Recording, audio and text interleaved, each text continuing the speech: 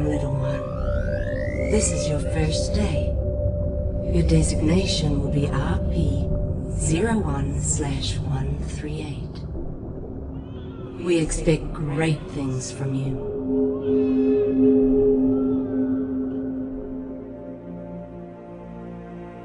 You have been born into dangerous times. A sharp mind can be the key to survival.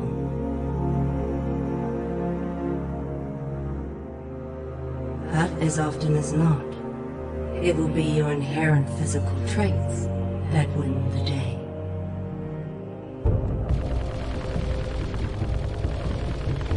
And in this regard, you will be superior to your more common brethren.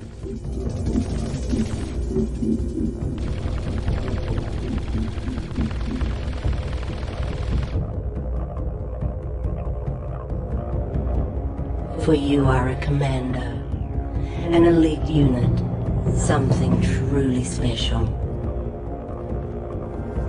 Your weapons, your armor, and most importantly, your brothers.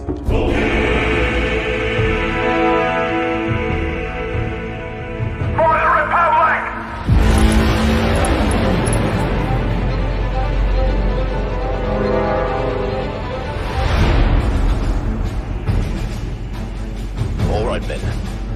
Listen up.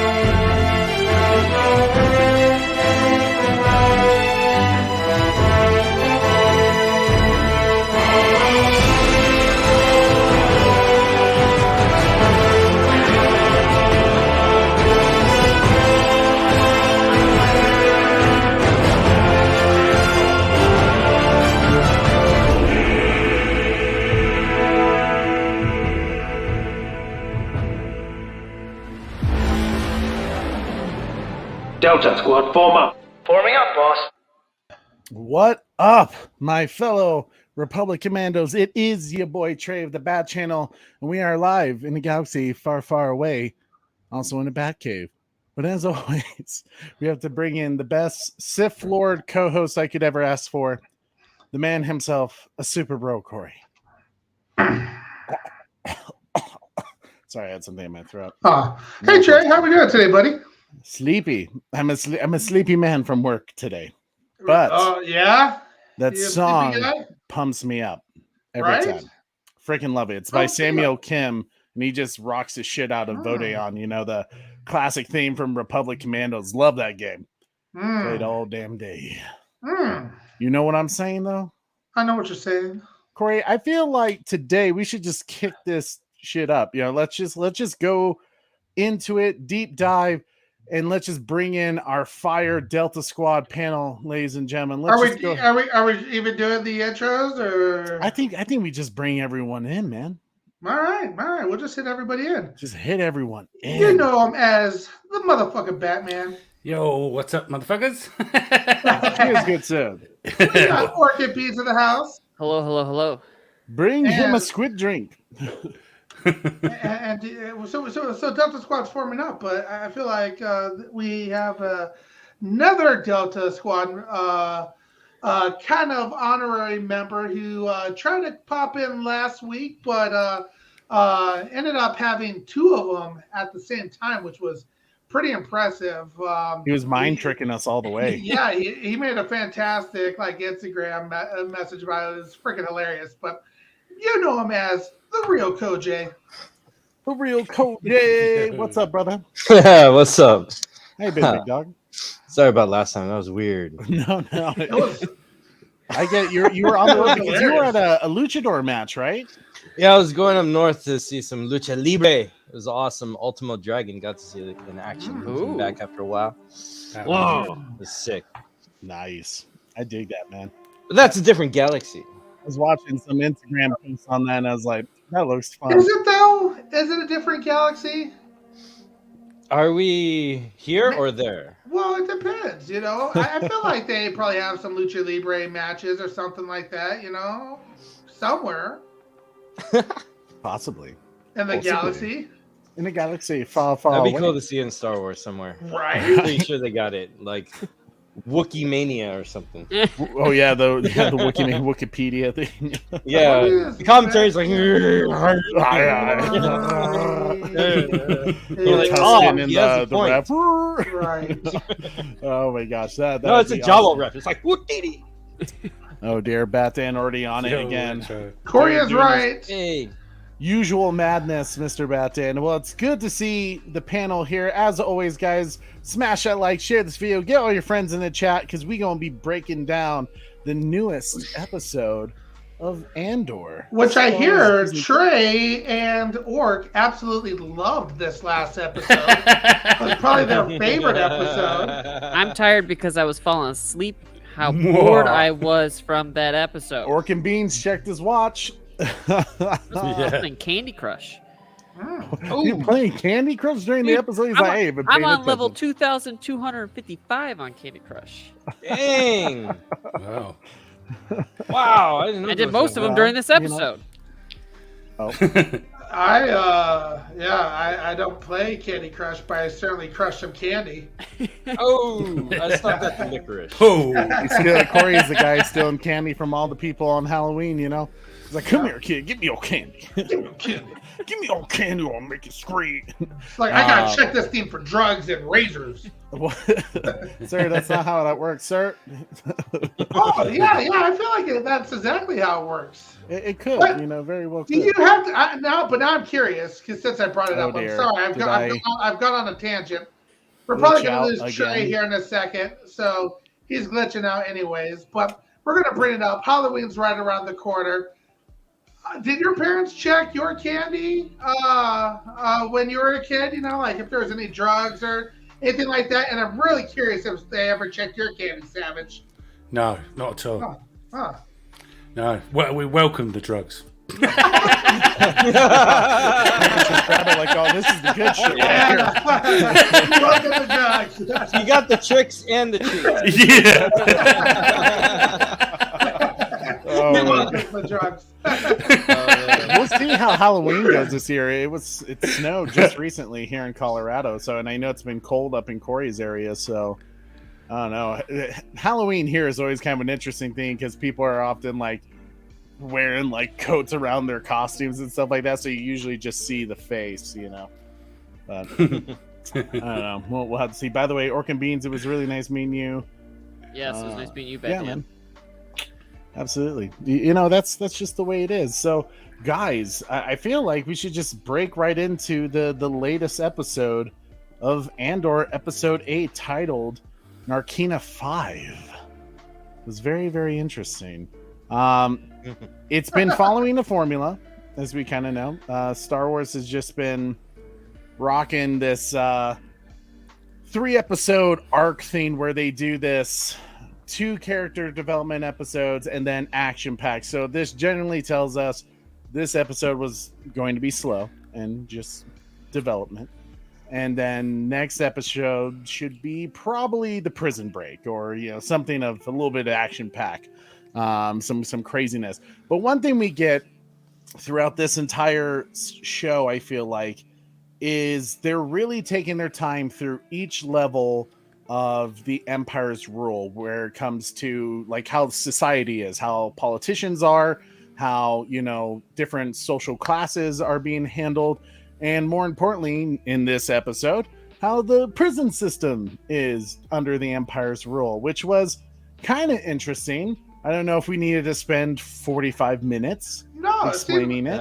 It seemed like a safe prison, to be honest with you. Like Corey's like, I like the prison idea. No, You like want to stay at the prison. Well, it doesn't seem horrible, you know. Am I glitching out again? No, you're You seem fine. good on this end. Yeah. Oh, am I? Okay. Every now and then, like Corey pauses, and I can't tell if he's like joking with me or, you know. I just got to pay attention to Kojay's video behind him. You know, if that stops, then I know I'm in trouble. That's handy. Guys, as this opened up, it literally starts with, you know, Cassian finding out, or Keith as he's going by right now, where he's going to be traveled to, you know, where he's going to be transported to some prison world called the Narkina 5, which apparently is a new world that we've never heard of before. Yay. Right.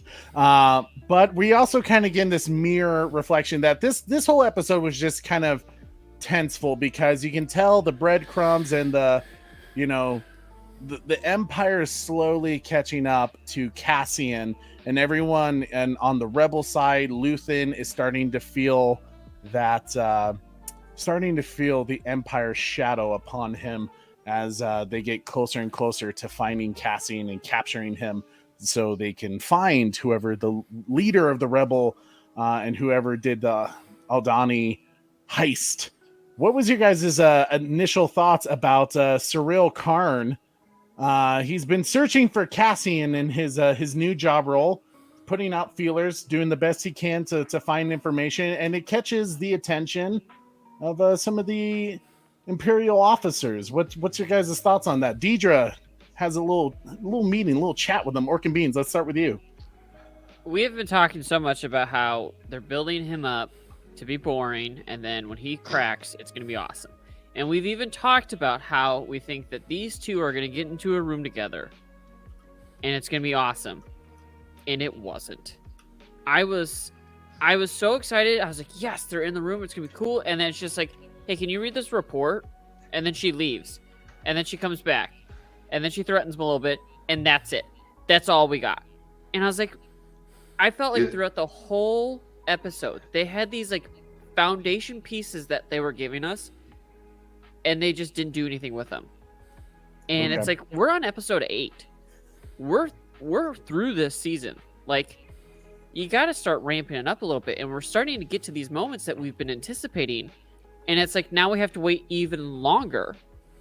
And I'm over it. I'm over Surreal. Though I've always was like, we got to give it time. Got to give it time. Got to give it time. I'm over it. He's boring. When he gets on the screen, it's a waste of my time. I'm over him. I was so big on him. She was playing tough to get, bro. He changed on him. So if the next episode, it's all about him. I feel like he's just representing the everyday life of us. You know, he's just gonna go back to mom, tell him how much of a shitty day he had. Supervisor really came down on him. He had a meeting with ISB, and she's gonna be like, "Shut up, eat your blue milk, and stop causing problems. Make that money and pay rent." I would have accepted his scenes today if it would have ended with her being like, all right, fine, come with me. Like, I would have accepted that. Be like, cool, we've made some progress. But again, he's just got hit with another roadblock.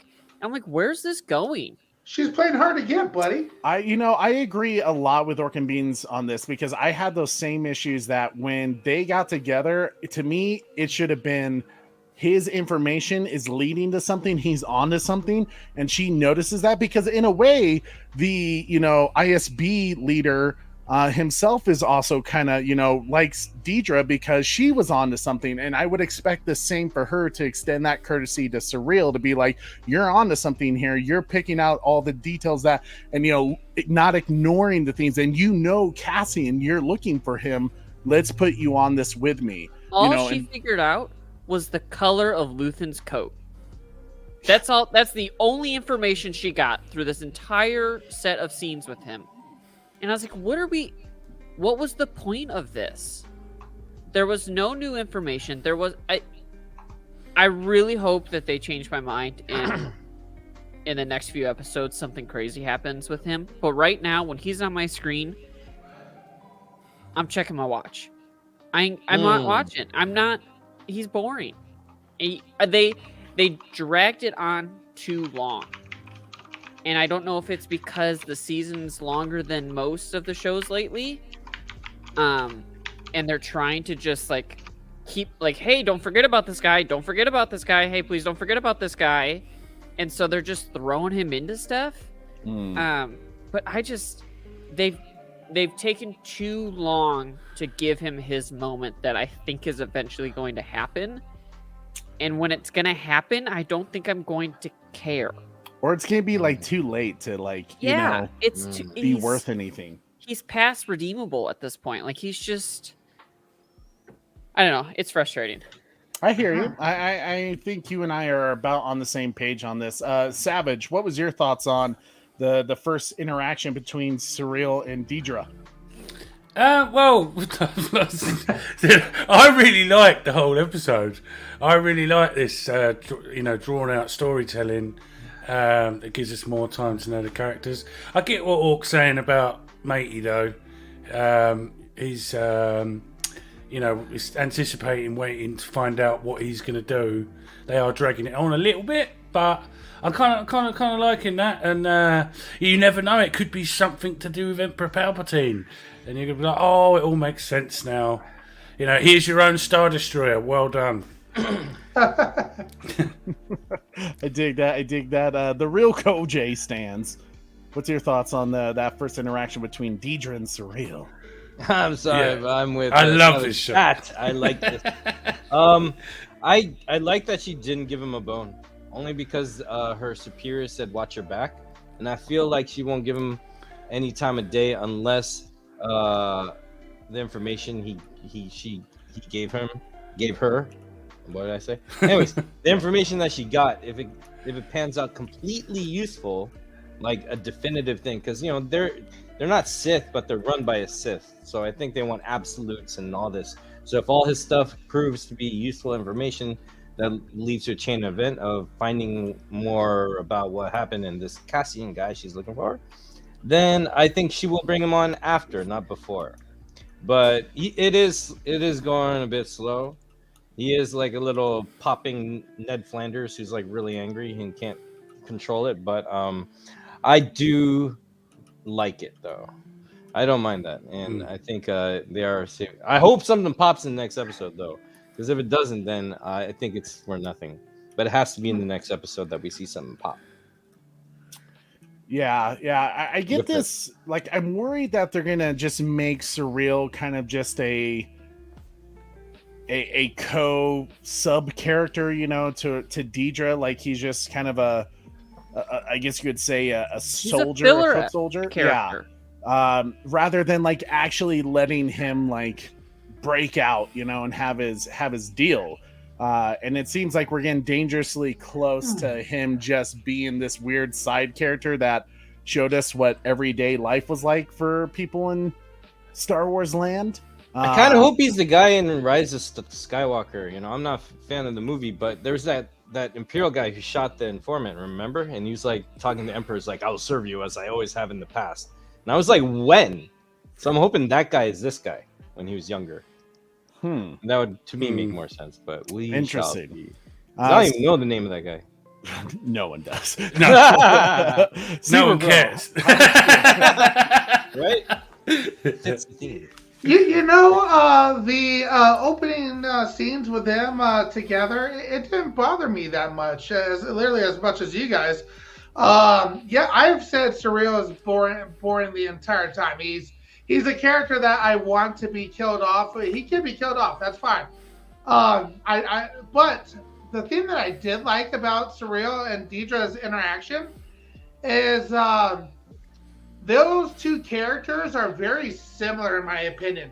They're both go-getters, they both are moving ahead with what they think is best for the people that they work for. So ended up horrible for Surreal. He ended up losing, everything and having to move back in with his mom. with his mom. And Deidre, she's gotten promoted. So it's like a tale of two tales in some ways for me, where he's gotten the raw end of the deal. She's, finding her way to the top. And I kind of hope that we will see like Deidre recognizes that in Surreal at some point, that they're very similar, and just go full on like dark on everybody. So it's kind of what I'm hoping for. So it didn't bother me as much in that sense. Okay. Interesting. Deidre's really cool and very, very pretty I like as Deidre well. a lot. Yeah. I find, I'd be classic. I'd be like, don't hey. tell Reva that. She's in No. you, man. No, I'd be like, we have dinner with me. She'd be like, David, this is the Empire, not a dating site. but I'll think about it. This is where I find it. That's Reva's force choking you in the back. Yeah. Corey, can you go to our next slide, please, sir? Yes, This sir. is where I find like Surreal's story a bit interesting, though, because here, Surreal is telling Deidre that, like, hey, the report they made me sign, it's inaccurate. They didn't even tell you all the information, so that obviously piques her interest to listen to him even further and have him review some of the reports on what happened on Ferrix. And she has this meeting with the ISB, and she's telling them, we need to find this guy named Cassian, who, Surreal is very, motivated to find, to clear his name, and obviously to rise amongst the ranks. His ambitions are pretty high, especially with the Empire. And some of the ISB is like, this is a waste of time. Like, why are we even doing this? But yet the leader of the ISB is just like, no, I trust her instincts. Let's go for it. So it's kind of a mirroring of the themes, but the opposite is happening here. She's kind of keeping Surreal down to not like rise amongst the ranks. And yet she's getting the courtesy that she's not giving Surreal, even though he's clearly the only one that maybe is able to find. I mean, she's able to kind of put the crumbs together that Surreal has laid in front of her to take her to Ferrix and find those people that know Cassian. So she's onto something because I think of what he knows. So just, to me, it's just this weird thing not to have Surreal a part of this like journey with her, and to kind of just be like, nope, go back to your corner, and like, if I need you again. When she finds this guy who she thinks has some welcome Aaron to the podcast. When she's like, okay, I got a guy who I think might have some information, who can really help me out on this person that I'm trying to find. She finally gets this guy, and she goes, cool, what do you know? And he goes, well, he's got a green-gray cloak, and I think I could recognize his voice. He gave her nothing. From that moment, he had the opportunity to redeem himself, and he just drops the ball. Like, he gave her nothing, and if I was her, I would react the same way, be like, okay, maybe I was wrong. This guy doesn't know anything. Like, he gave me zero information. And so he had this opportunity to redeem himself, and he just dropped that bag. Well, he does give her a bit of the information of like who Cassian was involved with, at least on Ferrix, like Bix and his mother, I can't remember. What's that? Yes, the kidnapper mom. Marva, thank you. I was like, Mon, no, that's not Marva, but like, his story is starting to drag a little bit, and you can shows because he's only in the beginning of the portion of this episode, and then he never returns throughout.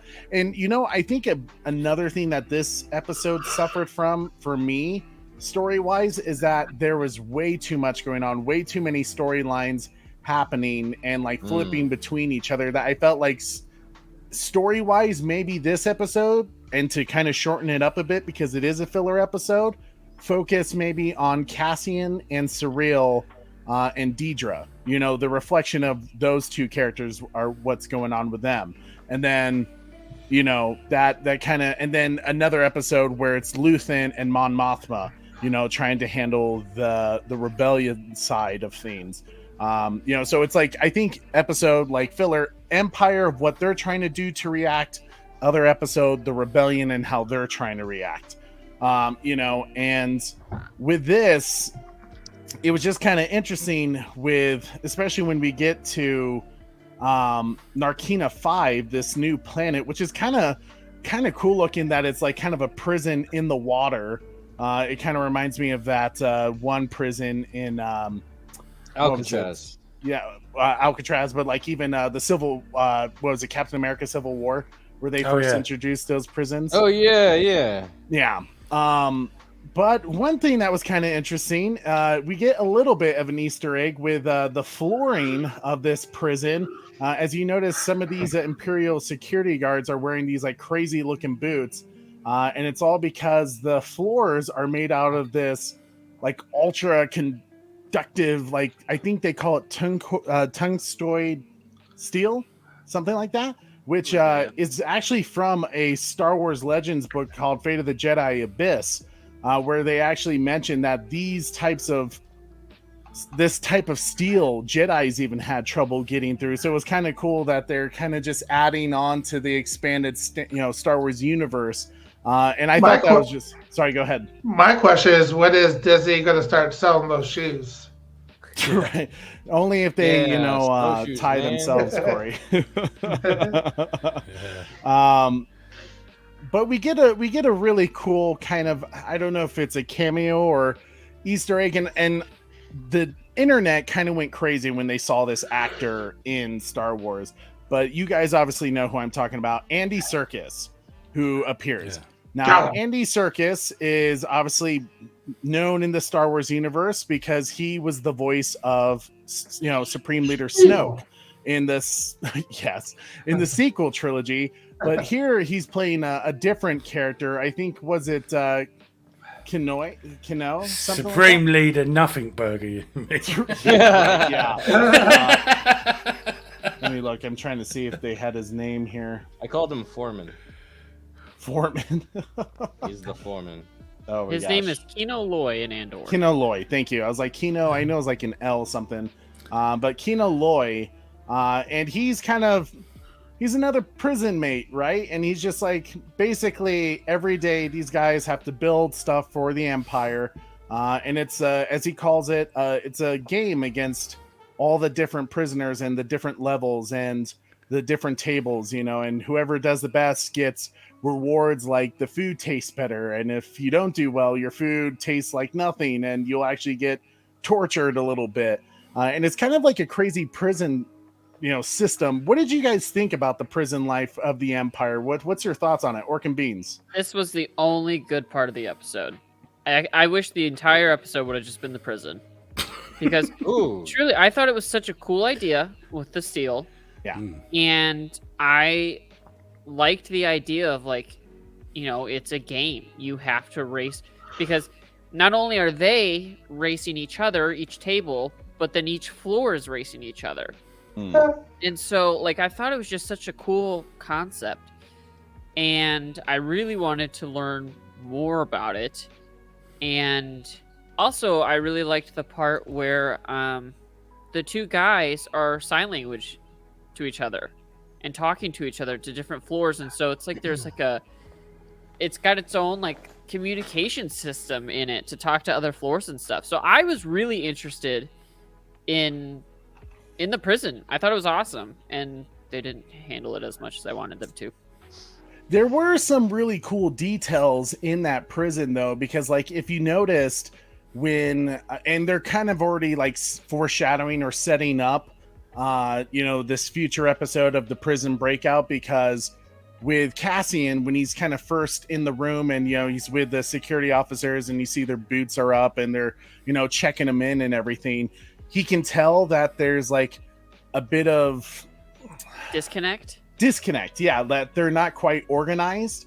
And really, it's just the prison is a fortress, but the people running the prison are a bunch of idiots. So you can tell he's kind of keeping mental notes. These guys don't know what they're doing. He's already planning his escape. But as you learn throughout this episode, it seems like the other prisoners are planning their escape as well. But how about you, Savage? What was your thoughts about the prison scenes and what the Empire is like? Yeah, I really like the concept of the electrified floors and all that. Thought it was great. Like the oubliette, prison without walls. That was brilliant. And I also clocked that Cassian's obviously looking around, for chinks in the armour to escape. As soon as he walked in, that officer being late, he clocked that straight away. I love the whole concept of the prison thing. I think it's really, really cool. And I was wondering what those things that they're building are for. And I was taking a guess, maybe parts for TIE fighters. I was wondering the same thing. Part of me was kind of hoping that maybe we'll find out they're building parts to the Death Star. But I don't think they ever say what. And feel free, guys, to say what your theories are for those parts of what they're building. I'd be curious to hear. They look like jumping jacks, man. I can't tell. Yeah, it looks like that game of jacks where you drop the ball. Yeah, Jacks. Jackson. Yeah. I also thought that's what they kind of look like. I don't know. It has to be something that they're producing mass amounts of them.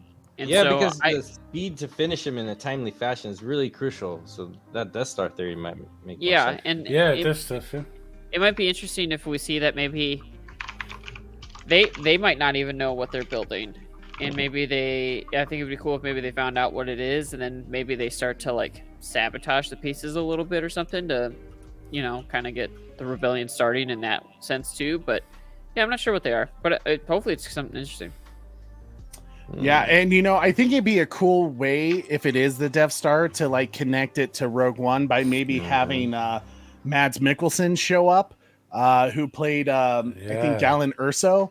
To have him kind of like checking in on things and saying like, no, we need just to kind of connect the dots a little further. Death Star's a good theory. Yeah, I think it's probably Death Star, just judging by how much they need of those things. I'm trying to think, though, in Rogue One, I don't think they knew about the Death Star until... No, it was like a surprise. It was a surprise.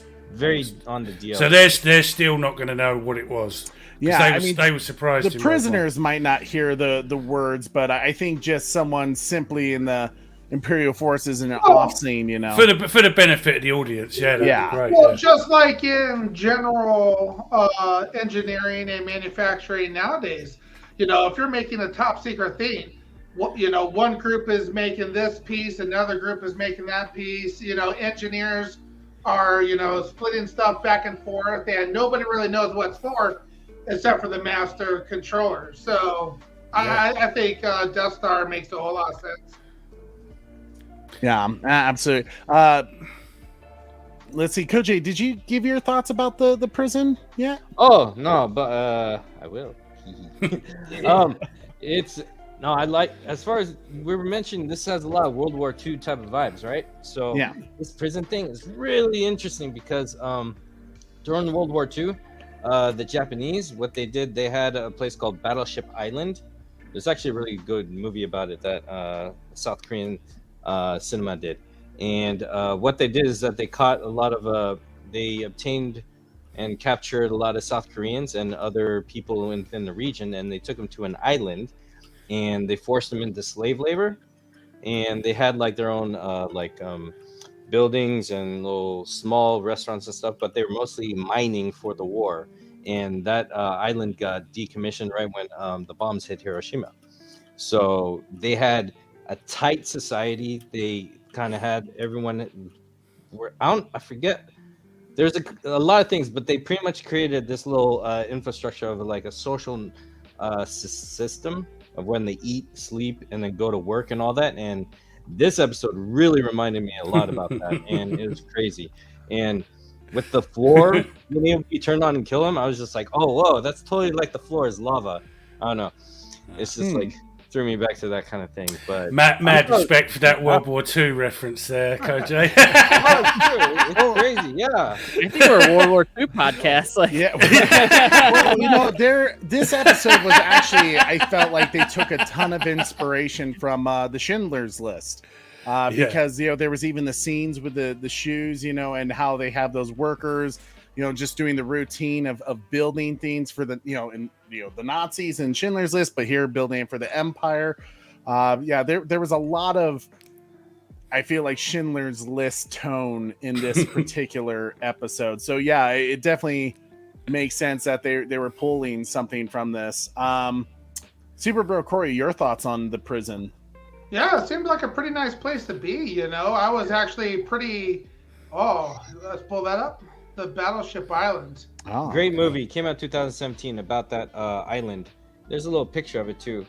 There's some right there.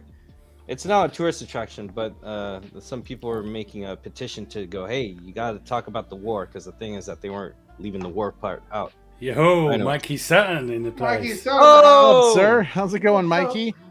Getting all them W's, Mikey. You just gotta change your middle name, whatever it is. Just change it to winning. Oh yeah, Mikey W. Son. Yeah, Mikey W. Son. Loved what I seen from Andor, but I'm behind. Probably the darkest Star Wars series until the Secret Sith show. Oops. Hey. Hold on. Did you just drop a Sith show? Oops. What? Mikey. Like Mikey, he's got so many things in his pocket. He's like, whoop, that fell out. Oh, my bad. Mikey, you can't just leave us guy. hanging Yeah, out. Right. He can, and he will.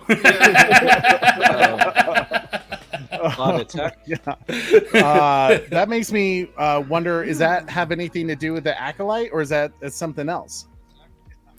Oh, I don't know. Who knows? Secret Sith show, though, are we talking like a Vader series with Hayden Christensen?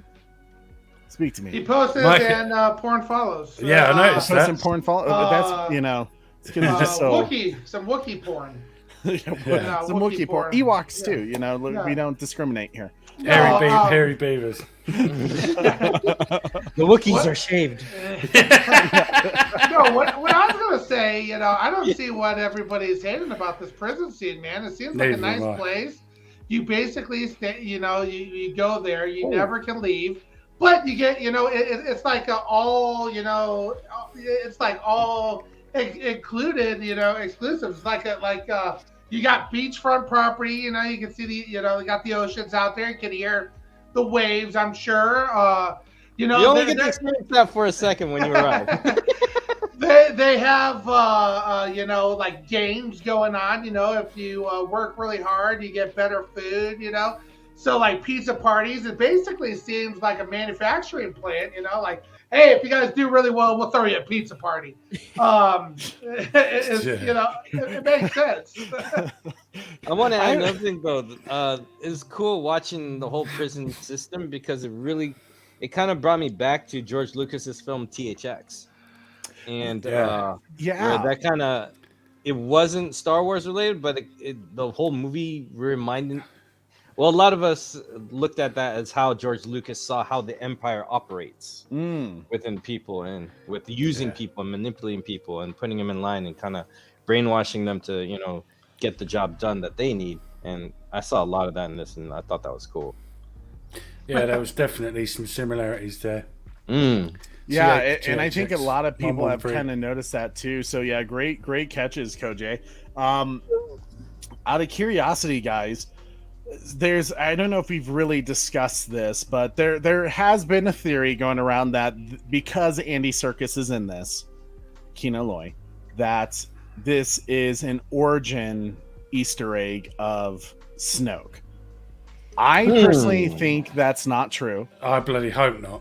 Because one, it doesn't really make sense, because Snoke, as we learned in Rise of Skywalker, he was a clone of Palpatine, so there's no reason to have Andy Serkis here. I mean, whoa! How do we know this guy isn't a clone?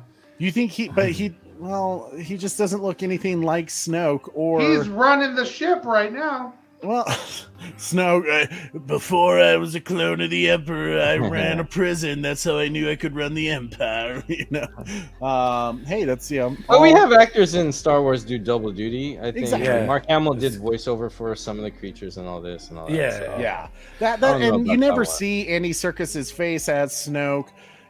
This is, I think, just a fun way to be like, hey, here's a Star Wars character. I mean, how many times has the actor? we saw Jar Jar actor in Attack of the Clones in the bar. Yeah, that's absolutely right. Yeah, There's been loads Mikey of cases. of it. says once it's C-3PO. ready, I'll drop it on Savage Bat. Even though I scooped Thrawn and Lando show in 2019, people forgot I'm a Star Wars scooper. Well, Pow. Mikey's done. If you Mikey's ever just, want to doing the keep flexing, dropping some it's like, Star Wars scoops down on here, Mikey's so- we'll do some Delta Squad scooper streams. I'll dig that. My man, Mikey knows what our future holds. Well, that's because he's a Sith Lord. He sees the future. I really hope they delete the sequels from the archive memory, to be honest with you. Yeah. Oh, Wow. He Corey. saw Star Wars opening day, May 25th, 1977. Wow. Yeah, it's Trace coming Theater, to your Sacramento. galaxy this Damn. summer. Yeah, man. Yeah. That's Cali so boy. cool. I grew up. I lived in Cali. Corey or anyone, did you guys happen to recognize who Lofi was, or where he may have been in a previous film? I feel like, well, I'm not gonna say. Wait, because who's then I'll Lofi?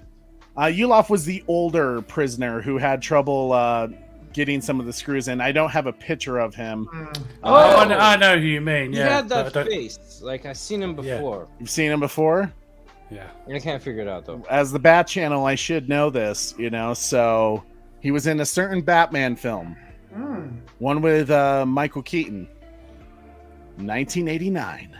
What? He was the first thug that Batman picks up and says Oh, the famous yeah. line, "Who are you?" He That's says, it. "I'm Yeah. Batman." Oh, Yeah. whoa. That's who where I that actor recognise is. him from. Yeah, Been in played prison by since? Wow, I Christopher Fairbank. American Express. Don't leave home without it. Right, yeah. wow. When I saw that dude, I was like, God, he looks familiar. Like who Yeah. is he? And then I looked it up, and I was like, sure enough, he's the guy in Batman that. There ain't no bat. Right. There ain't no bat. Oh my gosh, I'm Batman. Don't kill me. Yeah, exactly. You got it, Socks. So I thought that was cool. Just to see him in there. I don't think I've seen him in anything else. But Corey, let's go ahead. One thing, as we kind of discussed earlier, is there's a scene in the stairway. Well, not a stairway. It's one of the hallways that you see in that bottom right picture, and you see that they're doing codes. I think it's Melshi who is doing a certain hand signal to some other prisoner on one of these other, hallways. Yeah. Do you think they're planning a prison break here altogether? I mean, there hope was so. even some questions about, do you know what's going on out in the outside? Is there really a rebellion? And Andor is trying to obviously not connect himself to anything with that because he would know he was there. What's your thoughts about what the prisoners are planning? These guys are looking for hope. I think, I know Corey says it's a nice place, but they're doing 12-hour shifts. They've heard that things are going on the outside. They've noticed that sentences are getting longer. The one guy says, hey, don't start looking at your clock because it's not going to go down. That time's over. It doesn't go down anymore. And so I think these guys are just trying to grasp at any bit of hope that maybe someday they'll get to leave.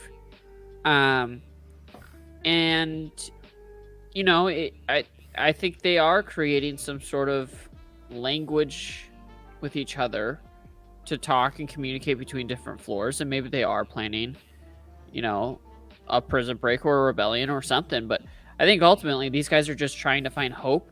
And then you have Andy Serkis's character. He comes over and he breaks it all up, and I think it's because one of the first things he says to Cassian is hey, I got 238 days left. Don't fuck this up for me. Yeah. And so I think he's just trying to keep everyone tight so that he can eventually go home. Where these other guys who have long prison sentences, they're not going home anytime soon, and it seems like it's gonna get extended even longer. So these guys are just trying to find some hope. Yeah. They're just throwing up game signs. he's like, yo, what's up, dog? Orange side connect. Hey, yo, you know? third floor, fuck you guys up this week. Like, oh, dig it. We just got a new member, which means we're gonna be faster. You guys screwed. You eating shit for tomorrow. Y'all gonna get shocked. Your toesie's gonna be burning today. God. Oh my gosh.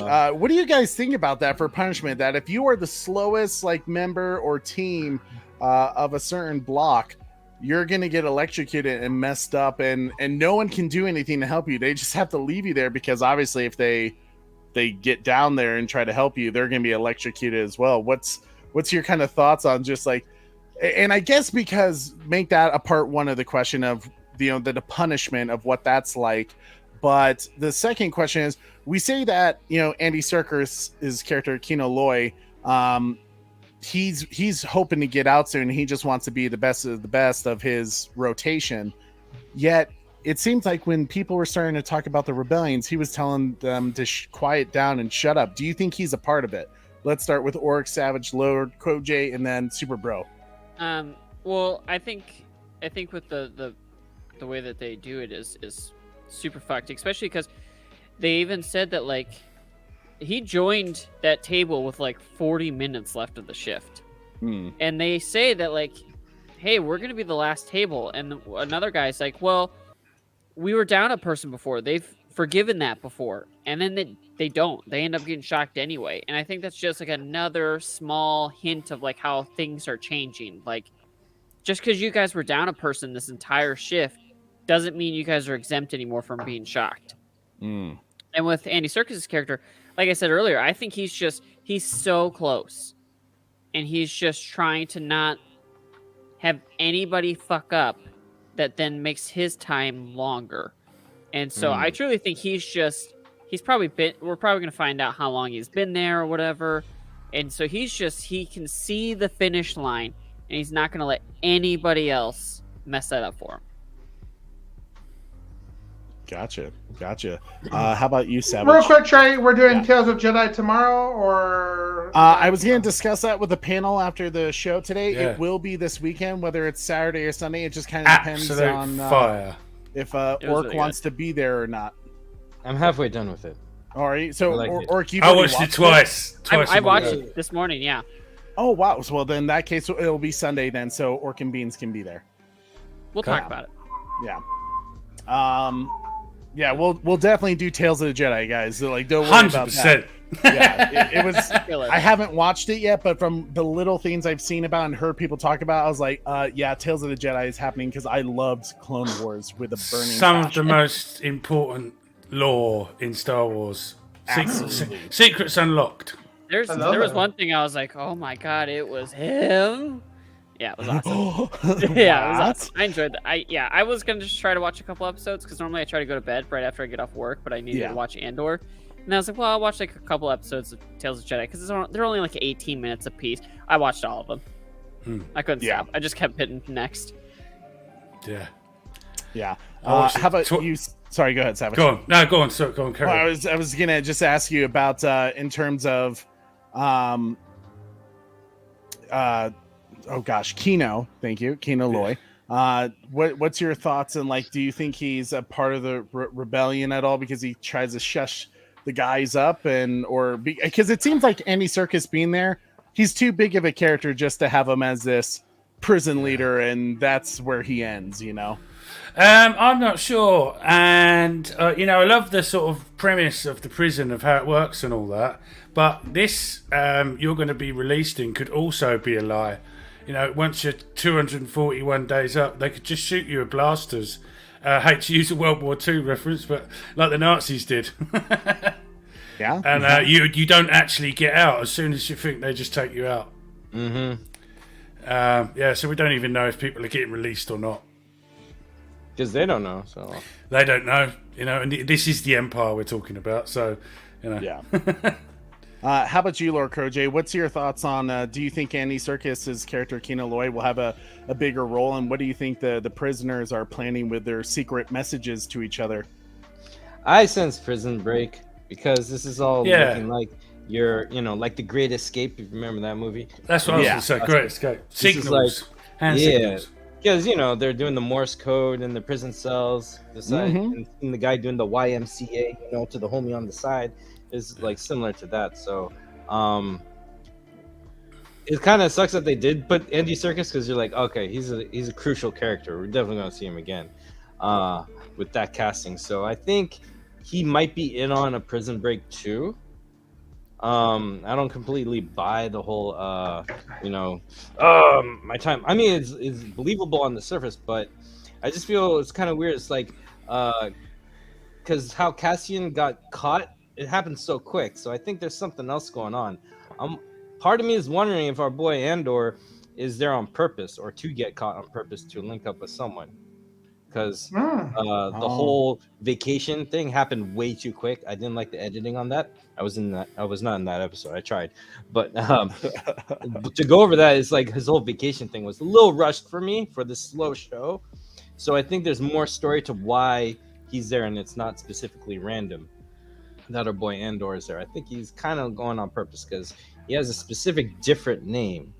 And when he gets that, I'm thinking it's because he's on a mission. He has a different name per mission. So I'm thinking this might be part of his mission. So there's more story why he's there. It's not entirely random, because I think people are being killed when they're released because to keep the prison still a secret because no one knows about it. And if you see all the rich people, talking about, aren't we too protected? No, I like being too protected. Them talking about that. Sorry. Yeah. That horrible accent. But It was the whole great. thing is that they are unaware of a whole bunch of atrocities that the Empire is doing. So I think the Empire would definitely go out of their way to keep it a secret. So I don't think anyone really leaves. In fact, someone's like, I have 30,000 days left. Oh my gosh. Next day, I have 200. I'm the foreman. There's a lot of weird mind games because this is Sith run. Like even the lady and that dude, she's putting him down because it's like, in the Sith there's always two, the master apprentice, and the apprentice is always frustrated, trying to get out. So I think the government of the Empire runs that way, even for prisoners, because in a way they're turning the prisoners into like an Imperial stormtrooper system. They just don't even know it. They're just doing what they're programmed and forced to do. So I think this is on purpose. I think it's a huge prison break. Interesting. I think you bring up some good points, Lord Koje, especially because of Andor having a purpose there. As we learned with one of the guys in his Table 5 group, one of the characters is Melshi, who's played by Duncan Powell. And I think someone said this in the comments earlier. I'm not sure who, but someone said, are these guys going to be eventual rebels? And, is the rebels made up of prisoners? Well, we know that some of the prisoners didn't do... It was Oracle Clock Tower. She said prisoners make up the rebels, ? And then she said, I couldn't help but notice they wear rebel colors, orange and white. It's certainly possible. And one of the reasons why I think this is true is, one, you learn a lot of the prisoners when they ask each other, like, how'd you get here? And they said, I did nothing. And they say, that's been happening a lot lately. So they're seeing some of the injustices and overreach of the Empire. But more importantly, that Melshi character, who's played by Duncan Powell, he is also in Rogue One. In one of the scenes with Andor talking to Juno, he is standing right behind Andor, that same actor, and his name is Melshi in that movie. So clearly, Cassian is going to take some of these people with him in the rebellion. So you might be onto something there, Lord Koje. This the Force is strong with us. Yes. Super Bro Corey, what's your thoughts about do you think Andy Serkis's character Kino Loy is going to have a bigger purpose than what we're seeing? And what's your thoughts on the prison break situation? What's their plan, do you think?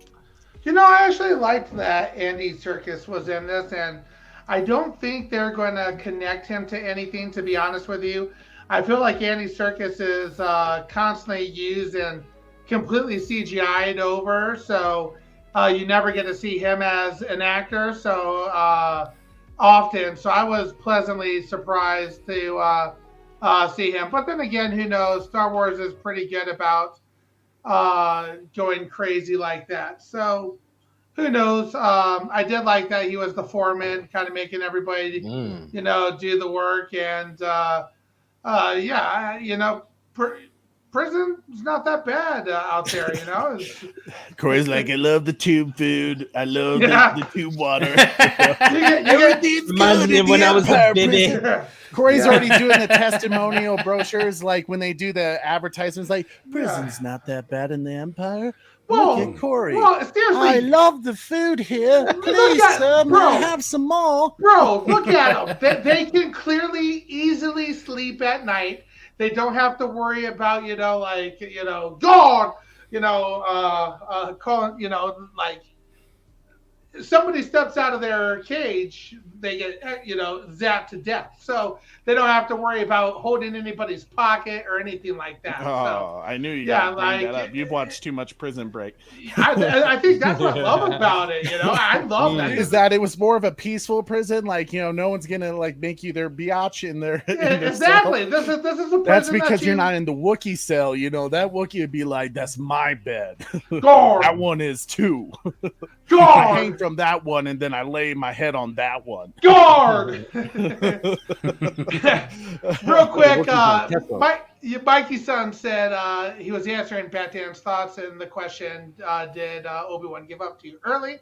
He says, I think he realized he was too far gone, which we will see in Anakin series and possibly in Maul's Sith show. Did you just drop another bomb?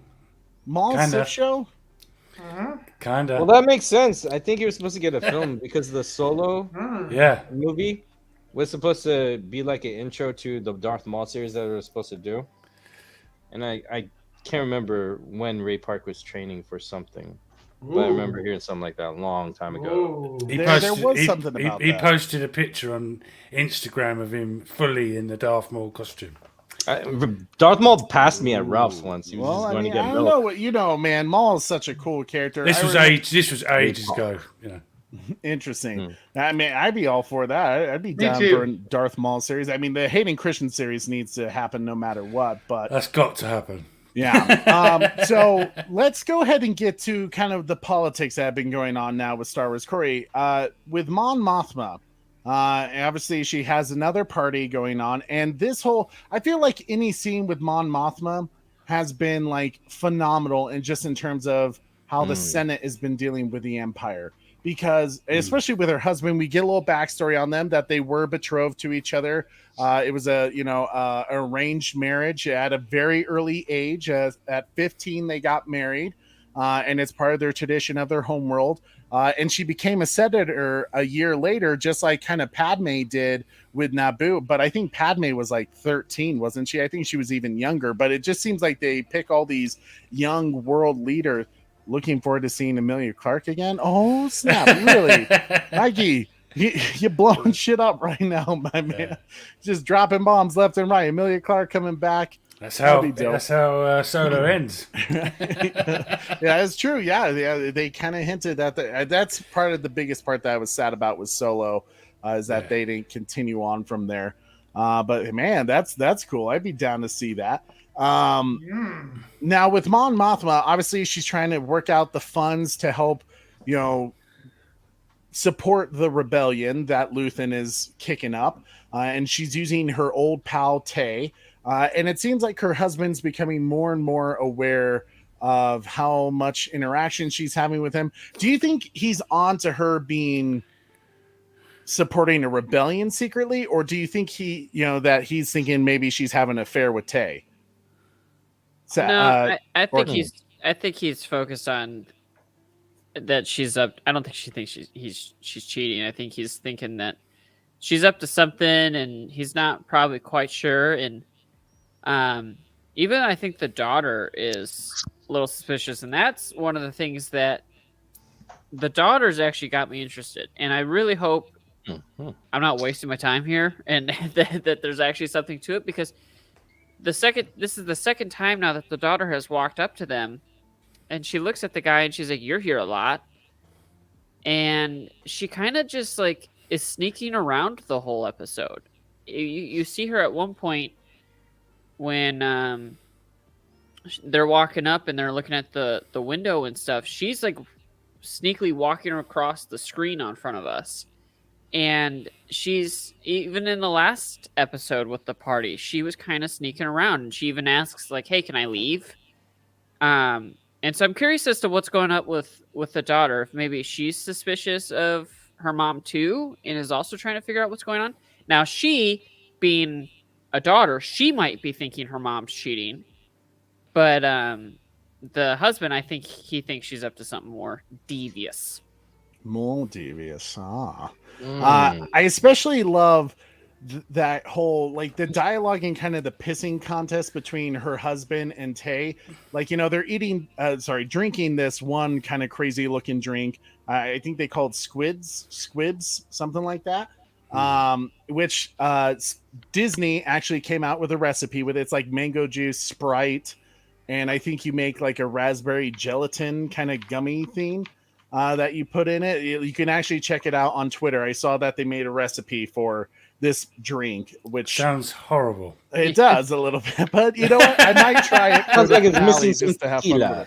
Yeah, add some tequila, maybe some Terramana tequila from Dwayne Johnson. You never know. All that sugar, you're gonna have a hangover. Right. But I loved how he's saying to her, it's just like, let me get this straight. You want to prevent the bill for the Empire that was presented by the Emperor. He's like, you're going to stop the Emperor from being stopping the Empire because of the Emperor. Like, how does that make sense? Like, good luck in that battle. And I especially love, oh yeah, there it is right there, the Mon Mothma drink, Chandlerlian Squigs recipe. It's kind of crazy looking. I saw someone make it, and you like put the gelatin in a straw and like basically push it out. It's really weird looking. It's like basically, do you drink the worm in tequila? Basically, yeah, essentially. They sell some stuff like that in Tijuana. It's like a little, worm at the bottom. Yeah, just sometimes a scorpion. Tequila. Yeah, that's awful. Yeah. It's not real tequila unless there's a worm at the bottom. I guess you could get a gummy worm and throw it in there. There you go. Yeah, I think that would be the easiest way. Maybe throw a sour gummy in there. Have fun with it. But yeah, man, it's kind of I might try that sometime just to be funny. But I loved how, she's like, her husband's like, cool, you have fun trying to feed the galaxy while I go feed myself. Just kind of showing his ignorance to the situation of the galaxy around him. He's very content with how the Emperor is running things and is all for it. He's, if he knew the truth about what his wife was doing, I can only imagine how that moment that we're probably going to see at some point is going to turn out. I think people are definitely onto her. Yeah. And, going against the Empire for a start is, blatantly doing it is a silly idea. Yeah. But also, I have to give the actress credit, Mon Mothma. I think that she's probably the classiest actor in the whole show. She really pulls it off, and I wouldn't be surprised if she wins some sort of award for it. She carries herself very well. She really carries herself, and she's got a commanding presence about her. And she's very, very special actress. Yeah, I think it's like Geneva O'Reilly, something like that. She's played like Mon Mothma for years. She's played her since the prequel trilogy. So, but, like we said about this before, in the beginning of A New Hope, or sort of a bit into it, they say on the Death Star, the Emperor has just dissolved the Senate.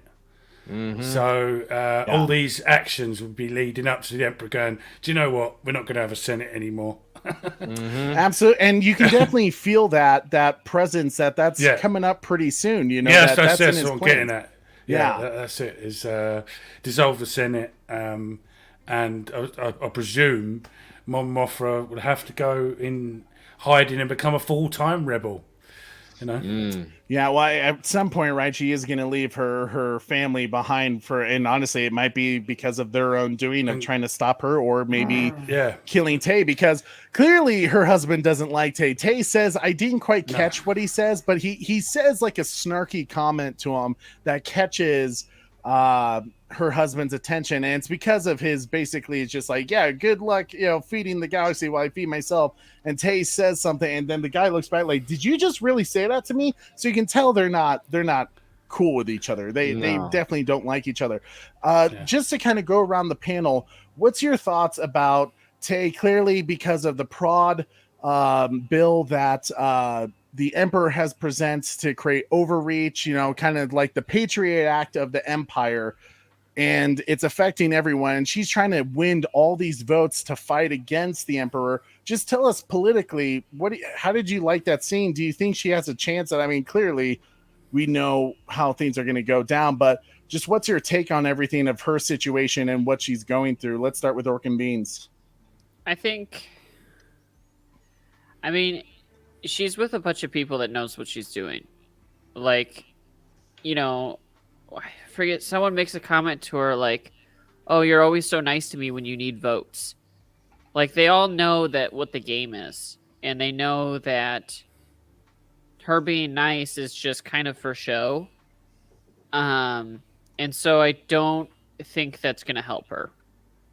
And you know, these people already have their mind on what they want, and it's probably not going to be what she wants.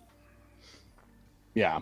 Well, I mean, you even hear that one guy say, as Kojay mentioned earlier, where he's like, oh, the Emperor is protecting us. Like, wouldn't you want this? Like, aren't you happy that he's protecting us? And it's like, but isn't this like an overreach? Like, you know, he's like, if you're not doing anything wrong, why should you worry? Right. Which is often an argument that we hear in real life. You know, why should you worry about these things if you're not doing anything wrong?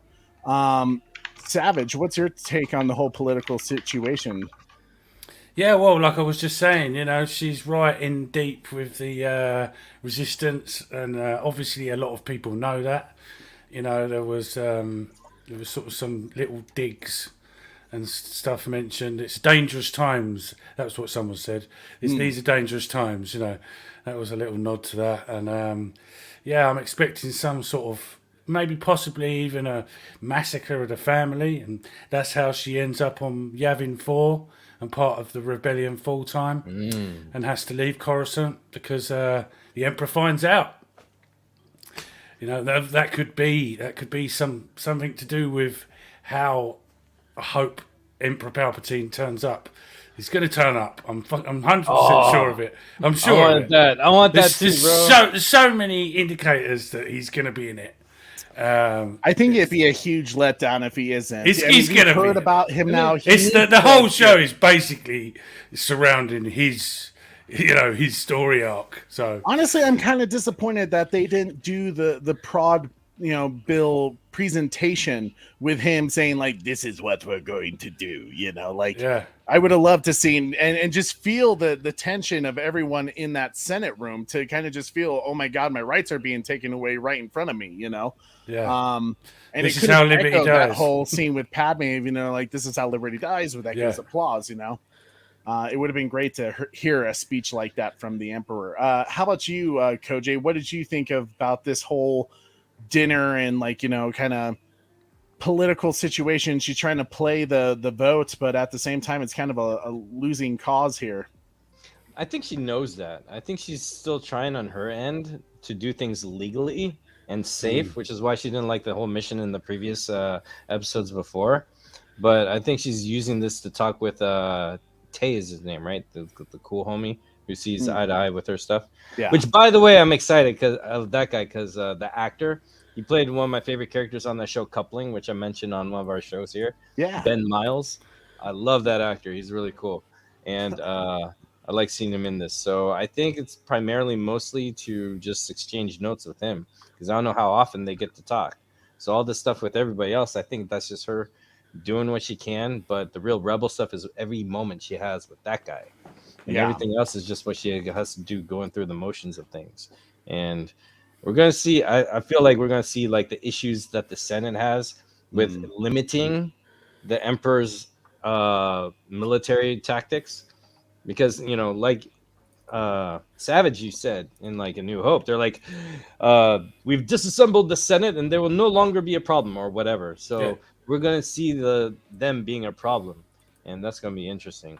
I kind of did want the Emperor at the dinner party, Yeah, I was thinking he might show up. It's like, once more we will have dessert. know. You senators are pointless. Where's my drink? Give me one of your squib drinks, you imbecile. No. Do it.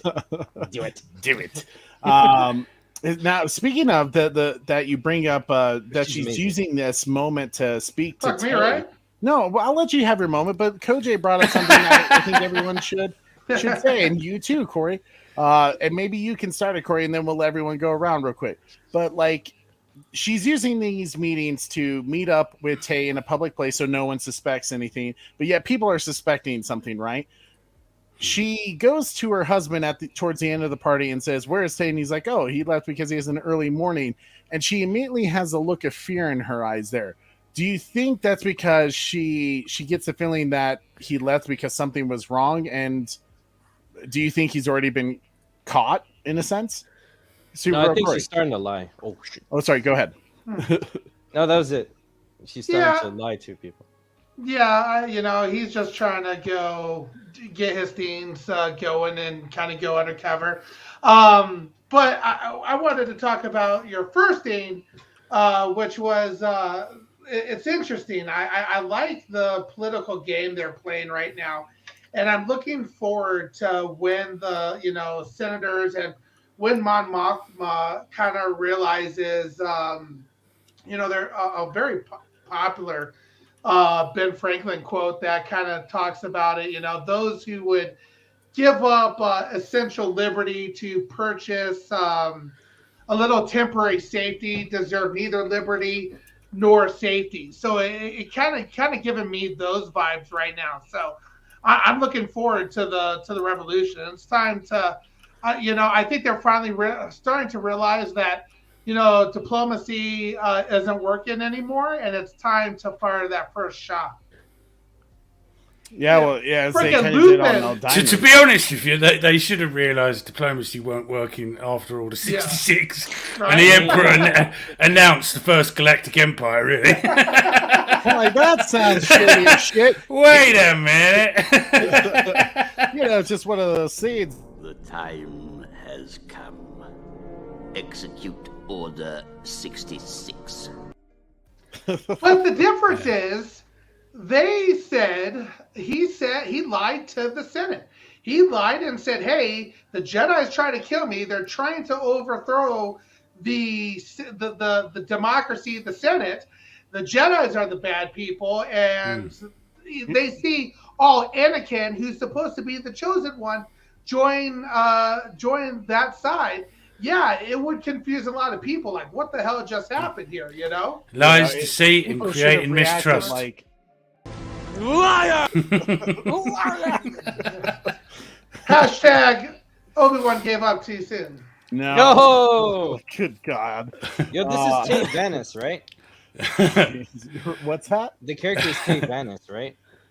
Steve, who is? No, Tay Vanis. That's who we're talking about, right? Yeah, Tay, yeah. Mm-hmm.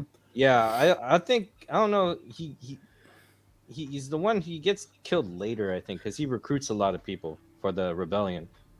So I don't think he'll go down soon. Oh, really? Is he in a part of other Star Wars lore? No, I was just looking him up, and it says that Luke and Leia were trying to save him at one point later, but they got there too late or something. I was just doing a little history right here. Is that like a book lore from some of the extended Yeah, from one of this. Oh, interesting. I get the feeling that he's going to be the reason why Mon Mothma leaves her family behind, because they betray her and get him killed. Yeah. Something along those lines. I think it'd be the same. Yeah. Now, to kind of get your guys' thoughts, we do have a little storyline that happens on Ferrix, which we know since then the Empire is kind of taking it over. They have a hotel that they've made their headquarters, and Andor's adopted mother, Ferrix, is kind of going crazy. She's speaking words of rebellion and wants to know if there's a tunnel underneath so we can destroy them, and catch them by surprise. And of course, Bix, Andor's old girlfriend, is kind of worried about her and needs, she's sick and just not right in the head, and she wants Andor to come and take care of her, basically. What's your guys' whole thoughts on the situation? I mean, first off, Bix wanting Andor back there when the Empire is looming around. Like her thought process doesn't make much sense there. I think Luthen should show up real quick and strap a bomb onto Marva's body and have her walk into any Empire. That hotel's going down, dude. Ha ha! Yeah, I agree. I think Marva is definitely gonna get that hotel down. She'll sacrifice herself and blow that shit up. The big thing was weird because, like, she's a huge reason why, like, Andor left. Like, she's all over the place. Like, she's like, I don't want you here, but I want you to come back. And the kidnapper's going crazy. She's gonna blow up, like Corey says. Like, she's gonna take down that hotel. She's gonna be the martyr that gets him to join the Republic, right? Yeah, I think it's gonna be something where while he's breaking out of prison, she's blowing up the hotel, and then once he gets out, he's gonna find out what happened to her, and that's what's gonna really set him on this path. Do you forgive her, Cody? No. He's like, if she goes in and blows up the place in the name of the Republic, you don't forgive her for kidnapping Andor? She still kidnapped a child. Bad Dan's wrong. Just like how he thinks Obi-Wan gave up too early. Yeah, agreed. Auckland Baines. Oh my gosh! How about you, Savage? Bix is trying to reach Luthen and team to get contact with Cassian to come back and help his mother out, but Luthen's assistant finally tells him, "Nope, cut the ties." Yeah, well, for a start, I love that character, but that's a dumbass move, isn't it? Contacting important people in the rebellion. It was almost as bad as getting them to risk coming back and getting arrested. It was almost as bad as Senator Organa calling, like, "Hey, my children, like, what reminded me of? Okay." Was it Savage that said that girl is actually the one in control and it's not Luthen? Because it feels that way. That was me. That was you? Was it? I thought it was Savage too. Maybe it was both of you. She feels like she's the one in control and that he's just the face of it. Because, I mean, that didn't seem like a strong leader to me. She's like, you got to cut this off. Tell me to cut it off. He's like, no. And then he's like, all right, turn it off. Like, I don't know if maybe he's just got a bunch of doubt what's going on. But he doesn't feel like he's the leader. And it feels like it's her. Yeah. Well, I think the most important thing is that they're all kind of waiting to, like, officially announce to the galaxy that the rebellion is a thing. And I think that Luthen's kind of like got sick of waiting, and he just wants to go, just hold up the rebel flag and say, fuck the Empire. And everyone's saying, well, wait a minute, we're not quite ready yet. It's because it's obviously leading up to that. Because as soon as people get that spark of hope and realise there's a rebellion, that's when they start thinking, do you know what? I might become a rebel. And that's how it goes. Yeah. How about you, Koj? What do you think about that, the whole situation with Lita and Luthen? I think he's like just really... I think he's at a point where he believes that if we wait till we're ready, we'll never be ready. I think he thinks that... As soon as I feel you on that, bro. Because I think he believes as soon as we start, then we are ready. Yeah, then we know. It's kind of like I totally agree. It's like a bird. It's like, oh, can I fly? Oh, I don't know. You don't know unless you jump. And I think he wants a rebellion to jump and fly. Like in that regards. 100%. So yeah, because at the end of episode 6, he was really happy. He's like, finally, we did it. And we saw the news happen, the ripple effect begin, and I think he's really committed to that, and he wants to see it through. And I like that. Yeah, absolutely. Some great takes there, guys. I totally agree. It's kind of interesting to see everyone's like, well, wait, let's get our ducks in the row here, and at some point you do have to just make the jump. But Super Bro, what's your thoughts? Oh, thanks, Trey. Anyway, so what I was talking about. Moving on. Oh man. I'm sorry, Craig. Go ahead. What were we talking about?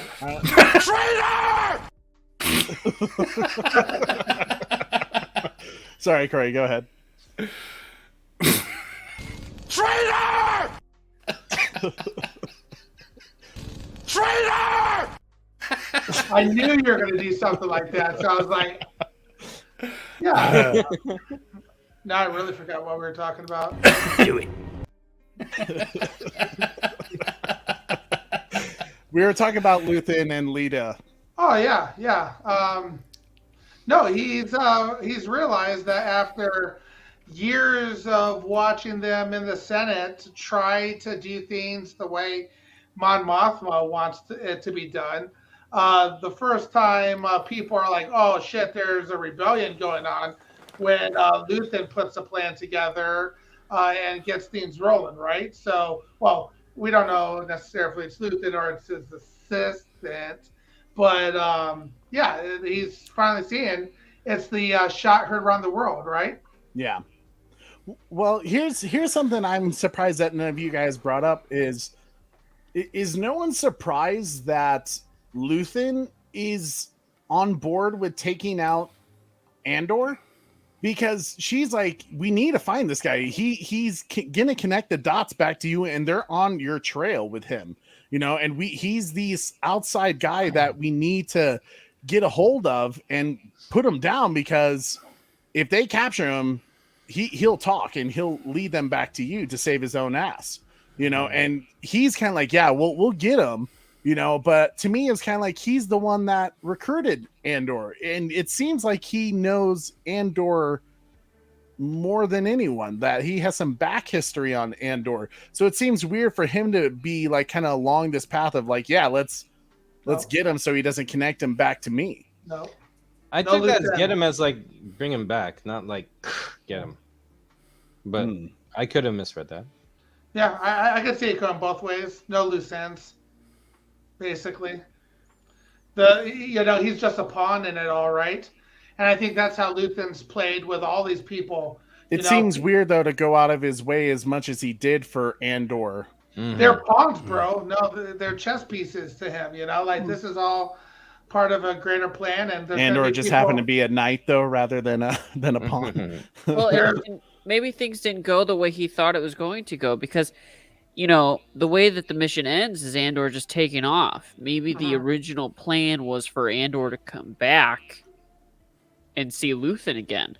And now he's got this guy that he hired as an extra hand for this job. He was supposed to come back. Now he's gone. He has no idea where he is. He doesn't know who he's talking to. He's got all of this information that leads back to him. And so I feel like he's just in this panic mode now because Andor's missing. I think they're still working together, because on my theory with him going to the prison on purpose, because he did get that handbook with information that Luthen wanted him to have at the end of that mission. So I think there's a little bit more to it. That's a good point. So, possibly. Yeah. How about you, Savage? Do you think that did you have any issue with Luthen kind of being like, yeah, he's a loose end, we need to take care of this? No. I didn't really sort of read too much into it, really. Because, there's obviously, like we said, there's obviously some history between the two before. I said in an earlier episode, perhaps he was kind of responsible for Andor's parents' death or something along them lines. And wants to kind of make up for it and thinks, he'll make a great rebel, officer, leader, whatever. So, yeah, I didn't really look too much into that. Because it's obviously like, we see, like you said about this pattern in Star Wars. It happens in the Clone Wars, happens in Rebels, where they do these little sort of filler episodes. Something big is going to kick off in the next episode. And I think that Luthen is just kind of sort of anticipating the big kickoff, I think. Yeah. Mm-hmm. I don't know if next episode is going to be a busy one, in my opinion. I think it may be. You might throw a curveball. Yeah, I think it may be another filler and then just a shit show the rest of the way out. Yeah, we've not got many episodes left though. Yep. Just I think 4 more episodes, right? 4. Now we do see Vel and Cinta are both on Ferrix because Lita advised Vel to basically find Cassian and put him down because of his connection to Luthen. And what's your thoughts about both of them kind of meeting up on Ferrix and kind of basically waiting for Andor to return? But we know he's already been there and he's now in prison since then. So their plans kind of at shit at this point. But even they're kind of noticing with the Empire kind of really honing down this area that they have to kind of separate from a little bit, even though they're together. What's your thoughts on their mission? Do you think one of them is gonna not hold up to it? Well, it sounds like Cinta is gonna stay and Vel is leaving. Because she says, like, hey, there's like a room that's open around the corner, and she's like, well, you can't stay here. And she's like, well, I'm going to. Like, and so it sounds like the plan is for Cinta to just sit and wait to see if Cassian comes back. And Vel is going to leave and go after him. And I feel like Cassian's going to have to come back after the prison break and after probably kidnapping woman blows up the hotel. So I think it's going to be Cinta that's going to get to him first. And I wonder if maybe Cassian kills her or something, and that starts this war path for Vel to go after Cassian. And maybe that's what season 2 is about, is her going after him or something. So Interesting. What's your thoughts, Savage? Yeah, there's definitely something going on with him too, and I think it's not the first time because they did it at the end of Rise of Skywalker. But they're possibly in a romantic relationship, by the sounds of it, from what I gathered when they was talking to each other. Yeah, it definitely seems like they are together. I think she even says like, "You love me because I mirror what you want to do," or something like that. Yeah, and so that love always compromises the situation, So there's definitely something going to go wonky there. Someone's going to die, and the other one's not going to be too happy about it. Maybe go, you killed my girlfriend. Yeah. Interesting. Yeah, interesting. How about you, Lord Koj? What's your thoughts on Vale and Cinta and their mission at the moment? I think Cinta's going to survive, but then I just feel like everything's going to be a tragedy domino effect up to the tragedy of Rogue One, because I feel Andor is just always losing someone. He's always stuck in a corner, and he's always pressured. And I think, unfortunately, his tragic journey and theme is going to be that along the way. And I don't know how or what's going to happen, but I just don't think any good things are going to happen for any of his people. I can't predict exactly what. I think they can do so many different things, but yeah, it's going to be something hard to make him so gung ho to fight. I hope Cinta survives, because me too. I really like the way that she just come in and shot those people in the earlier episodes. She's hardcore. Yeah, she was like, she didn't think twice about it. And those are the type of rebel warriors you want to see. That's who you need. You need people shoot first and ask questions later. Yeah, because the mom, she can't really run around and shoot as much, so I think she'll plan some kind of saboteur thing or something to get her out, just like you were saying, man. So I side with Savage on this, definitely. Okay, fair enough. How about you, Super Bro Corey? What's your thoughts on their whole situation? Oh, thanks, man. I saw your eyes light up. I would say that, Traitor! Oh, man. I'm sorry, Chris. Stop. I would... Liar! See how he stops there? I knew it was coming.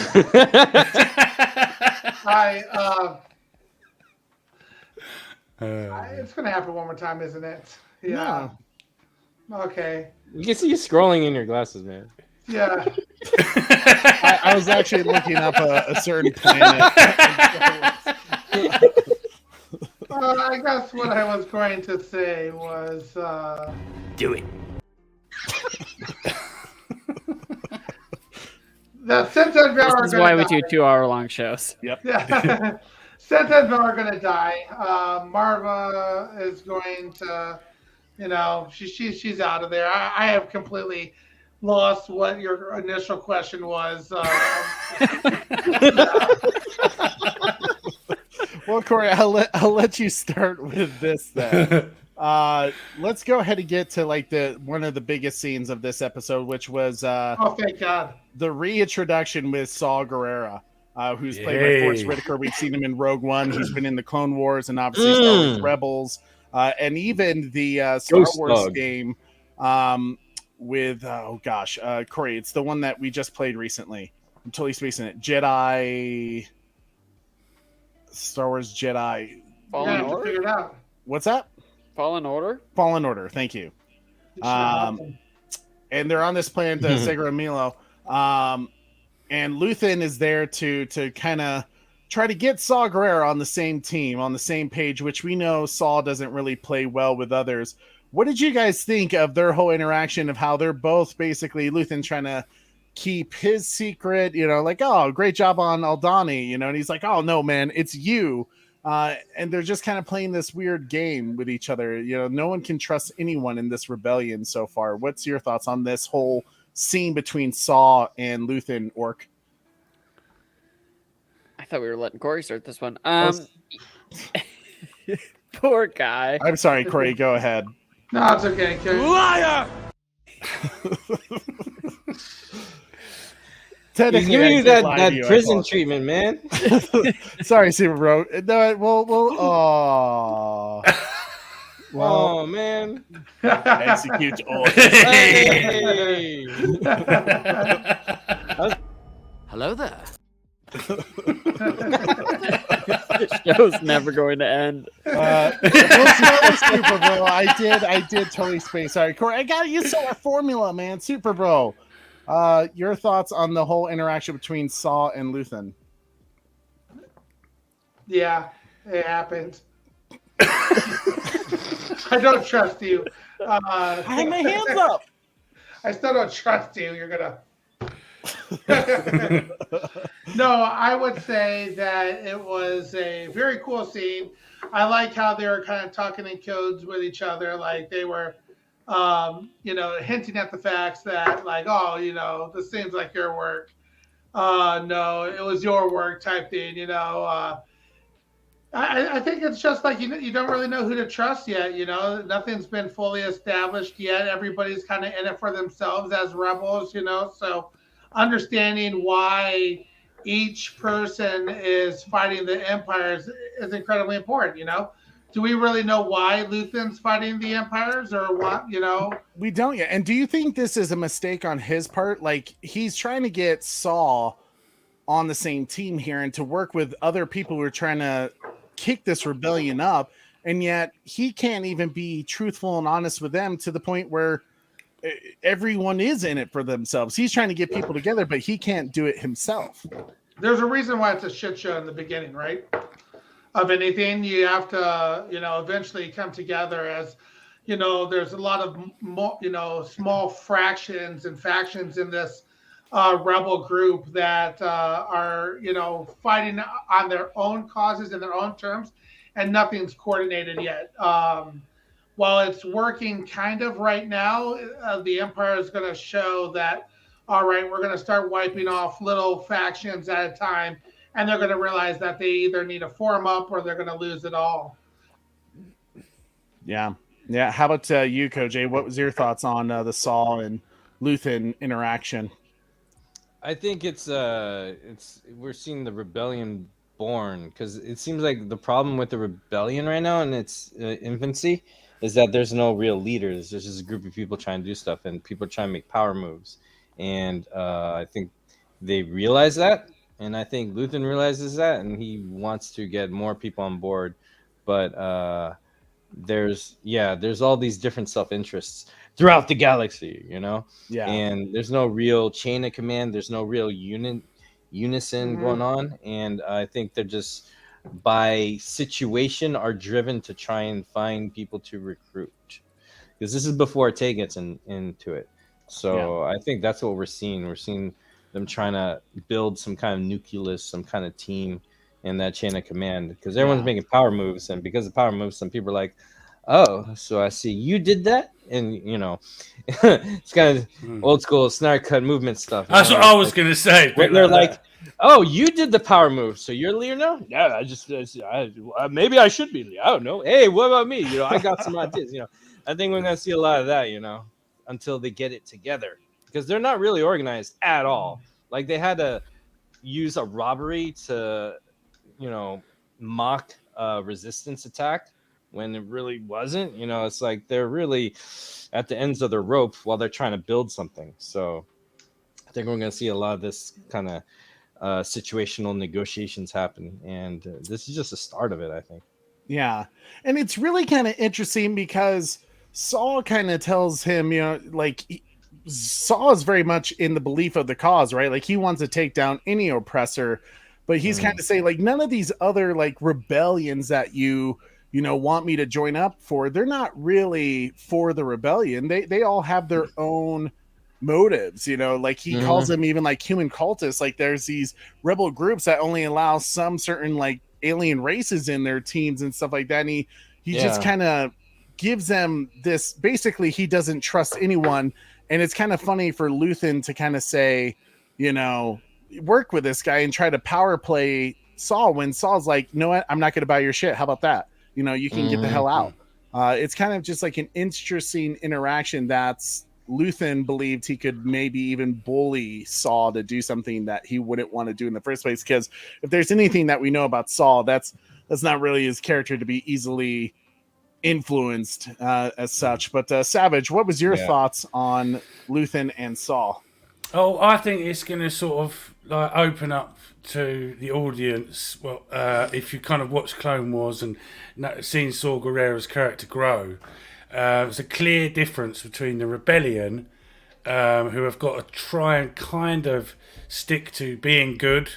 Otherwise, what's the point? If we become like the Empire, then what's the point in fighting? But Saw Gerrera doesn't care about that. He will blow up anyone, and including rebellion people, to achieve his goal. And he's more of a terrorist, whereas the rebellion are an organised resistance. That's why they don't like dealing with Saw Gerrera, because he's a nutcase. And as you can see in that episode, he's starting to lose it already. And also I noticed he hasn't been blown up and lost a lot of his limbs yet. So something's going to happen to him for him to reach the Saw Gerrera in Rogue One as well. Perhaps the show, because he's like pretty much like Darth Vader in Rogue One. He's like lost his legs and he's using a breathing apparatus, breathing. So something really bad happens to him, but he's already losing it. He's already cracking up a little bit. And totally off subject. My cousin, the costume designer, knows Forrest Whitaker, and is quite good friends with him. His first ever movie he done, my cousin, first ever costume big movie he done was The Last King of Scotland, and that's how they met, and they've been friends ever since. Wow, that's awesome. Orchid Beads, how about you, dude? What did you think about the whole interaction? I thought it was interesting because Saw list the differences between the different factions that are kind of around, and it just kind of shows that there hasn't been that one event to unite everybody. And so it's so fresh and so new that everyone is still kind of doing their own thing, and there just needs to be that one big event. And it's like what Luthen keeps saying. He's like, we need the Empire to help us. We need them to do something that will then unite everyone together to then rebel against them. Yeah. And so we don't need the sin anymore. Yeah, it wasn't going to be, I didn't think Saw was going to be like, oh yeah, I'll totally join your little group. Let's do it. Like that wasn't going to happen. There's no reason to do it for him yet. And once that big event happens, then that will unite everyone. Yeah, and I don't think this will be the last time we see Saw in his group. You know, clearly they're going to be a big part of this Andor series, and probably the last few episodes when shit really blows up and starts up the rebellion. Now let's talk about the final scene, really, that we see with is on Ferrix, and Bix is being hunted. You know, the Empire's after her, and she ends up being captured. And there's Deidre, who had already tortured her friend, and kind of does this whole tactic where he's like, "Oh, that's the wrong person. Oh, let's start like you're the one we've been looking for," and sits her down in the chair, clearly there to just freak her the hell out. What do you think that's going to end up being? Do you think Deidre's going to kill Bix, or is she just going to use her as basically bait to eventually lure in Luthen or even Cassian? I thought the scene was cool because, you know, the guy in the beginning is like, "Hey, do you want me to get him out of here?" She's like, "No, keep him here. I want her to see him." And then when she walks in, she's like, "What are you doing? Get him out of here!" You know, and it was a power move. It was a play. Like, she was messing with Bix mentally, and then she sees him in this chair, all beaten up, and then presents her the same chair. You know, kind of giving her like, if you don't listen to us, this is what's gonna fucking happen to you. And so I thought that was interesting. I think, yeah, she's gonna use her as bait, or it might be that thing that drives everybody around to then start their own rebellion on that thing. Maybe that's what gets the kidnapper to blow up the hotel, or what? Maybe Bix getting fucked up is what gets everyone else to be like, "All right, we're gonna start this shit now." Interesting. I like that. I like that a lot. I think that's gonna be I think you're right. I think it's gonna be a great scene next episode between the two. Savage, how about you? What did you think about the final scene?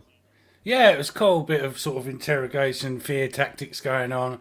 I don't know whether they're going to, use one of them little round Imperial probe droids just to get her to spill the beans about everything, or a bit of both. Maybe do that and use her as bait. It could be a bit of both, because the Empire got ways of making you talk. Yeah. Do you think they'll use one of the torture devices that Vader That's what I used? meant. The round. Oh thing, yeah. That's what Okay. that's what Lord Koj, how about you, sir?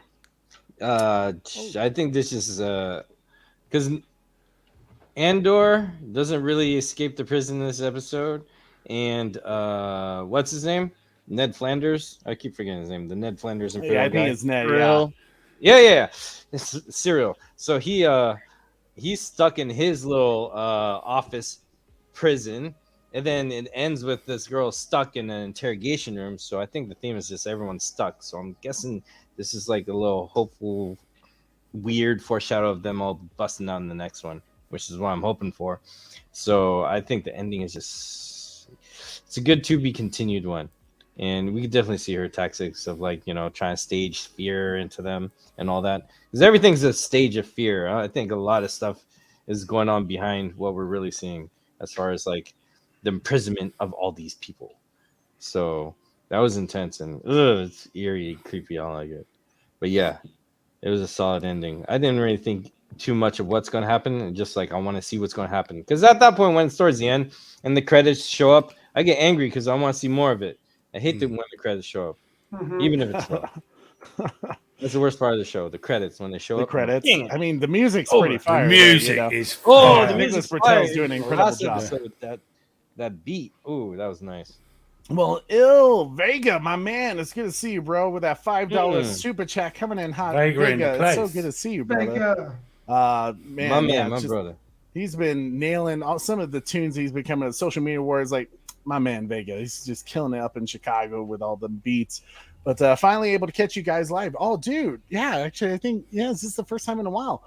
Much love to the awesome panel. Agreed. I love everyone here. Despite the lack of aliens in all of Star Wars these days, Andor is great so far. It's really well written. I will say that it doesn't always feel like Star Wars, but it's still well written.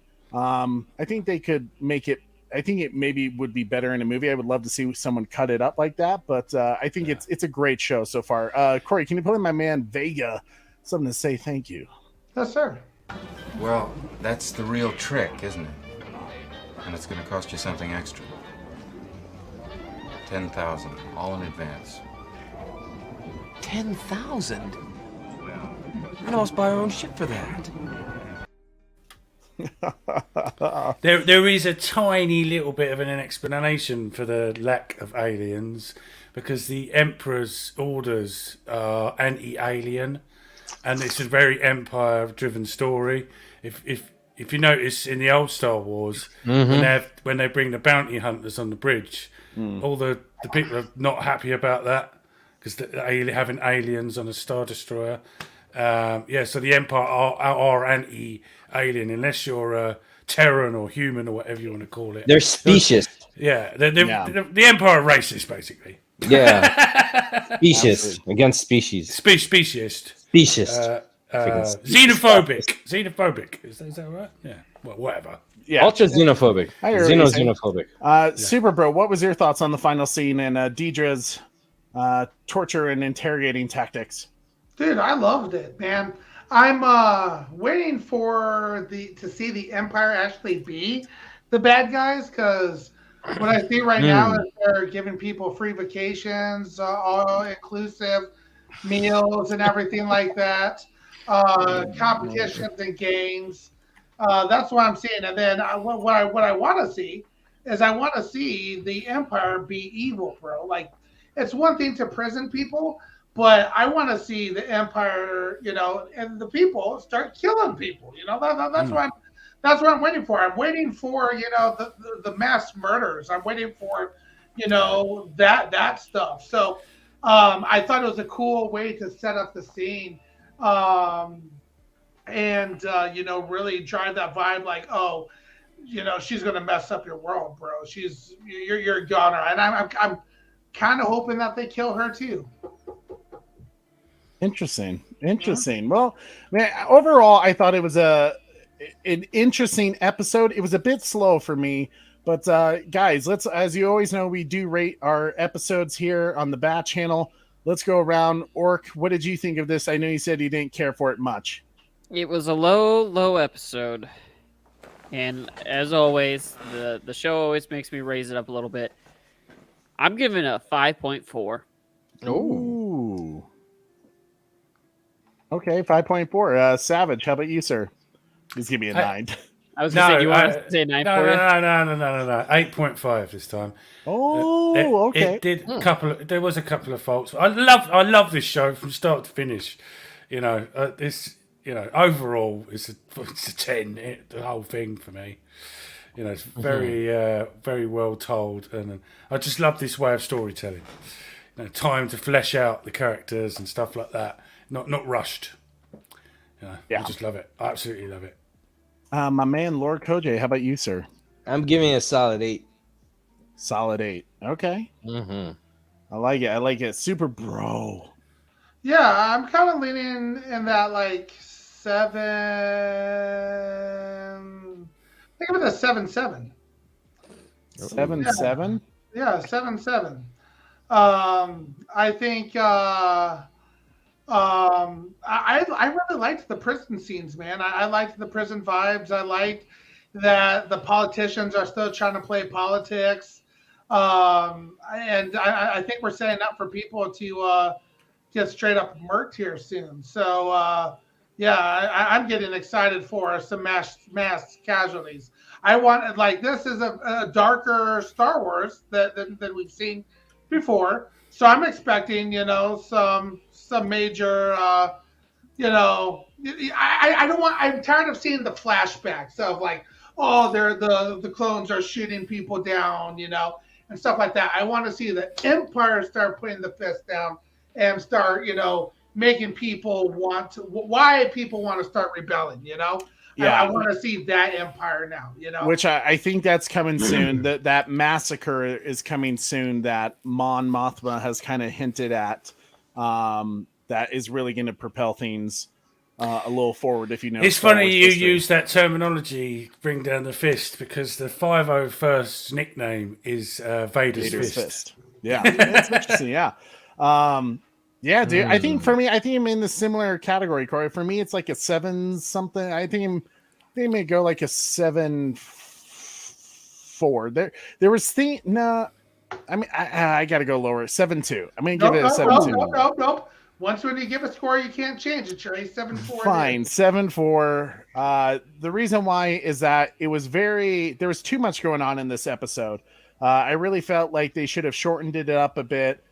Because I had trouble kind of keeping up with everything that was going on. There was just too many, like, we're on Ferrix, we're over here with Cassian, we're over here with Saul Guerrera and Luthen now and Mon Mothma, and there's just like so many like storytelling going on in this particular episode that it was like, it would have been cool if they just would have centralized 2 of the character story arcs, in this episode, next episode, someone else. And I felt like that would have been okay. Like, maybe just doing an episode with Surreal Karn and Deidre and just making his story worth it, because he's still kind of pointless at this point. But I don't know. We'll have to see for sure. What's the chat saying, Corey? Yeah, so Oracle Clock Tower gave it a 7.4. Carrie Kelly gave it a 7.1. Batwoman gave it a 6.8. Red Hooded Outlaw with a 7.2. Vega with a solid 8 here. Beyond the Night with a 7.7. Trevor H with a 7.9. Bat Fanatic with a 7.6. Hashtag Restore the Snyderverse guy with an 8.1. Papow. Retro Nerd Girl with a 7. And Iffy with a 7.4. As hashtag Restore the Snyderverse guy said, solid scores all around. Good job, folks. I would agree with that. I think I'd have probably given it a 9 if they hadn't have just stupidly risked Andor going back to the thing. That kind of, I looked at my brother and I was like, why the hell would you do that? Yeah, not a smart move on his part, but I guess it makes his relationship with Marva a little more interesting and heartwarming, I guess you could say. Just a minor complaint. That was absolutely. So guys, as we are planning on doing a Tales of the Jedi show sometime this weekend, we'll figure out our scores. We'll figure out a time. So be on the lookout for that. We will continue to do our Andor shows on the weekends with our Delta Squad streams. But as always, I like to roll out the red carpet for my Delta Squad. Orkin Beans, tell us what you got going on. Yeah, I'm over on Twitch at OrkinBeans14. Just trying to stream as much as I can. The new Call of Duty came out. I've been playing a little bit of that. Whoa, what are we talking about? Call of Duty? It's the new Modern Warfare 2. Oh, it's had kind of a rough start today. It's had a lot of story mode. Huh? Does it have a good story mode? I've played a little bit of it. I streamed a little bit of it. It's pretty good so far. So this one seems like it's going to be kind of a winner once they get some of their issues figured out. They're having some crashing issues if you're in a party of 4. I'm having a weird flashing issue where it just starts flashing like other maps in front of me. So it's a flashbang, buddy. Yeah, basically I'm getting flashbanged by my own computer. So, but yeah, I'm just over on Twitch, just doing my thing over there. Sweet. I love it, guys. You always know what to do. If you don't have a Twitch account, make a Twitch account.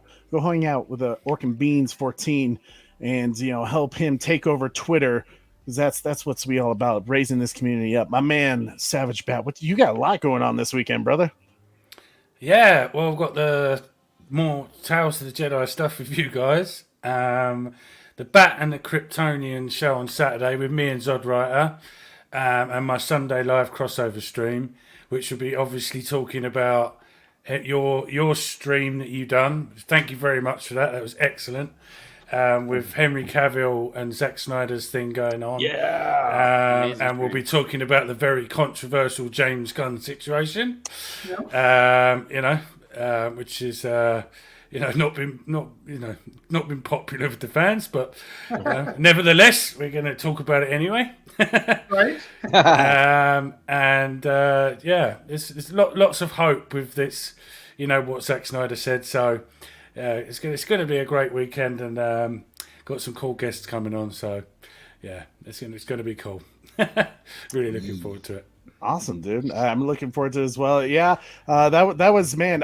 Just to say, first off, thank you to everyone that joined us for that show, because that was the most successful live stream we've ever done in the history of the Bat Channel. Over 130 people in the live chat throughout the entire show. It was bravo, absolutely insane. Like seriously blown away and like really just humbled by that support. And just want to say thank you to everyone for making that the biggest live stream we've ever had. And I hope we keep it going. Yeah, for like 4,000 views. It was absolutely insane. It felt amazing, and it was great to see Corey kind of like, I gotta get to everyone's chat. Lord Koj, my brother, it's always good seeing you, my man. Thank you so much for joining us tonight. What you got going on, big fella? Just working on some stuff for my content. Working on some older games to stream. Like I want to stream straight from the NES, no emulator stuff. So I've just been working on stuff like that, and just sharing some other videos from my channel. So some stuff will pop up a little bit later. I just don't know when, but check out my channel on YouTube and you'll see it and won't miss it. Hit the bell and all that stuff. But yeah, I've just been working on my own shot lists and storyboards lately, so it's a little hiatus-y.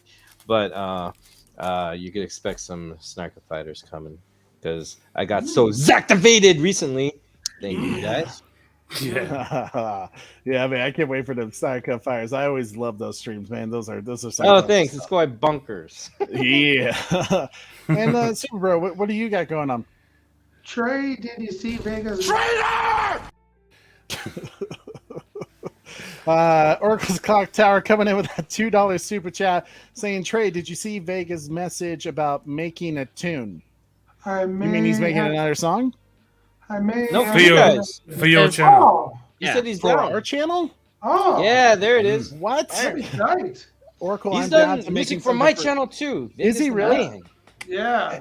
I mean, Vega, you know how I feel about you, man. That Coffee Talk song is fire. I mean, everything Vega does is fire. So, Vega, I mean.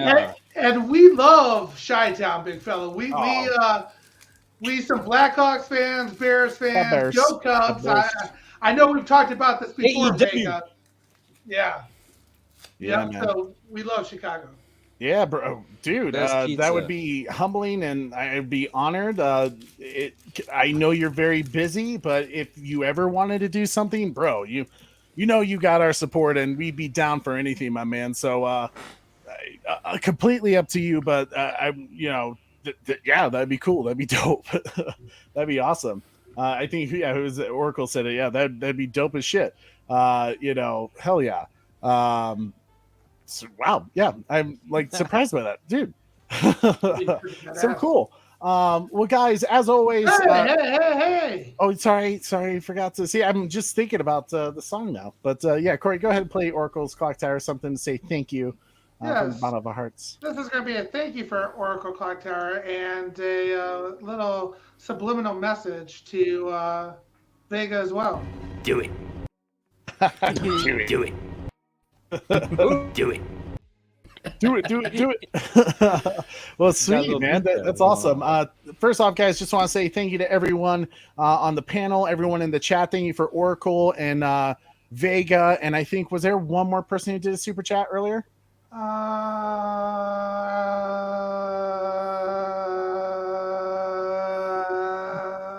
I'm going to take that as a no.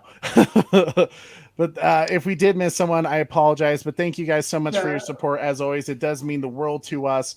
But guys, thank you so much. As always, don't forget to smash that like, share this video, subscribe if you haven't already, and hit that notification bell so you never miss an episode.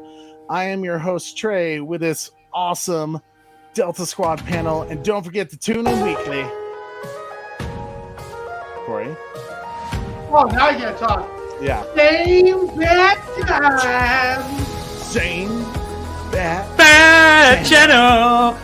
Same bad channel. Same bad channel. Same time. Same bad channel. Channel. Same bad channel. Bye, everybody. Throw it away. Lightsaber. Always a pleasure with the Jedi. Always a pleasure to meet a Jedi. See you later, guys.